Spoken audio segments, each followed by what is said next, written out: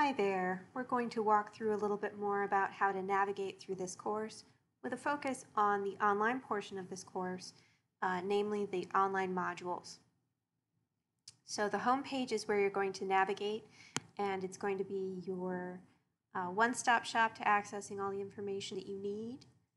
So let's go ahead and get to the information we need by clicking on one of the weeks. Course goes in order, of course, but we're going to start in the middle. We're going to jump to week 7.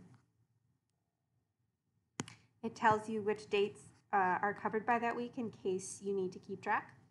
And this page will be where you get information about any assignments that you have that you need to submit, as well as the modules that you need to finish. You have 10 modules throughout the course of the semester. And let's take a look at what one of those modules looks like. So this is the writing module. You can see the learning outcomes over here. And you can see that this particular module has 4 topics. I would say that most modules have between 3 and 5, and they tend to have 3 and 4. You can navigate to the module topics by clicking on the topic right here, or by clicking Next.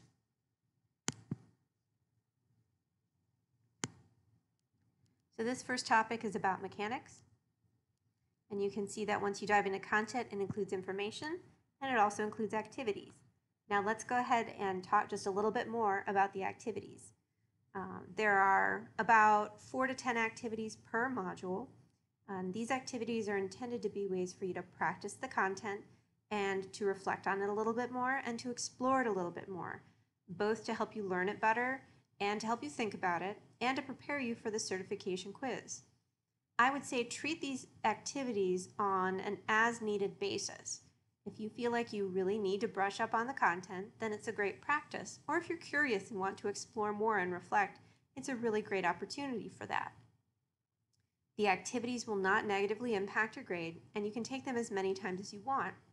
We are requiring that students who cannot pass the certification quiz after 2 attempts do need to go back through and take the activities before the quiz can be unlocked for a final attempt. So if you take the certification quiz and you can't pass it after 2 attempts, then you do need to go back through and do all the activities as a way to really reinforce the material and to revisit all of it and to ensure that you'll do better on the certification quiz when you have your final attempt within a week.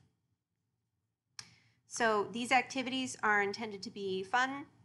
They're intended to be ways to learn more about the material, and they are optional unless you cannot pass your certification quiz.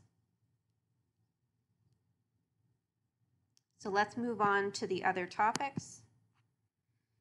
The topics within the modules are designed to be something that would be useful to you and things that you can apply as you transition to Thomas More. So for example, the last module was about mechanics, just a basic brush up on grammar. This is a little bit more about the writing resources that are available to you to help you polish your writing, like the Writing Center, Smart Thinking Online Tutoring's Writing Help, and Grammarly. This section talks a little bit more about how to cite sources properly and how to paraphrase without plagiarizing. So hopefully this is information that you will be able to apply to your classes and will be useful to you. And you can see there are activities throughout. This section covers professional communication.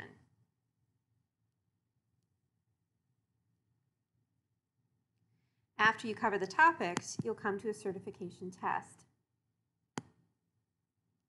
So this quiz is right here. And once again, you need to pass it in order to have the module be complete. So this is the important thing. You need to pass this in order to pass the module. You need to get 80% on the module in order to pass it, and you have 2 attempts to do so. If you can't pass it after 2 attempts, then the quiz is locked. You get a week to complete all the activities, and then the quiz is open for a final additional attempt. Each quiz usually takes about 10 questions, and once again, you need to get 8 out of 10 in order to pass the module. You can consider this to be an open book test. So you can have the writing module open while you go through the writing module certification test and see if you can look up the answers as you go. That's fine.